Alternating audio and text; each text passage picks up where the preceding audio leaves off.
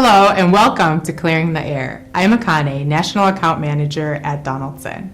In this episode, our topic is identifying and understanding potential hazards in welding operations. Skilled welders are in high demand today. Good jobs are abundant, and welders can be more selective when evaluating opportunities. Providing a clean and inviting work environment that identifies and addresses potential hazards is paramount for your workplace and can help attract and retain those valuable workers. Let's get started by talking about identifying potential hazards in your operation. It's important to recognize that there are many factors that can contribute to weld fume hazards. For example, materials, operational practices, layout, and airflow. First, you need to consider the type of materials being used. Are you welding with steel, aluminum, or another metal? What base materials do you use? What filler materials do you use?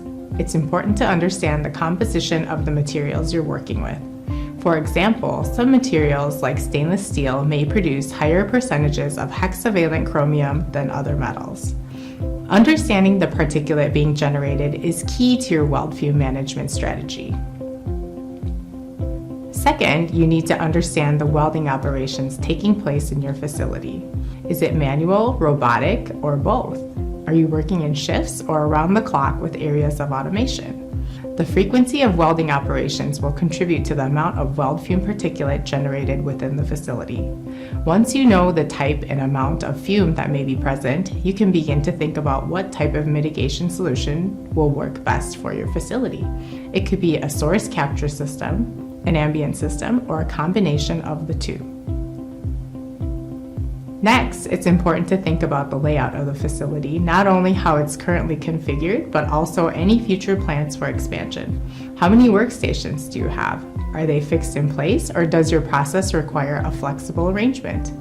Can you reduce risks associated with weld fume hazards or by enclosing certain spaces or installing a local exhaust ventilation system?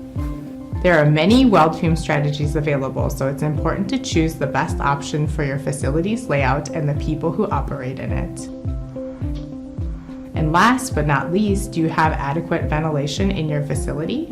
Does your process require conditioned air, or does it allow for natural ventilation through open windows or doors? Are there obstacles or obstructions that create pockets of stagnant air within the building? If you're using local exhaust ventilation or fume extraction equipment, make sure hoods are positioned correctly to effectively capture the fume. Regardless of your operation, proper personal protective equipment, or PPE, may also be required as part of your weld fume strategy. While there isn't a single guideline for weld fume exposure, organizations like OSHA, NFPA, and the National Institute for Occupational Safety and Health have produced a lot of great material worth consulting. And remember to consider state and local requirements during your evaluation. Understanding how these factors can impact your operation and your employees will go a long way in providing a work environment that any welder would be happy to be a part of. Every welding operation is unique, and so is the mitigation strategy.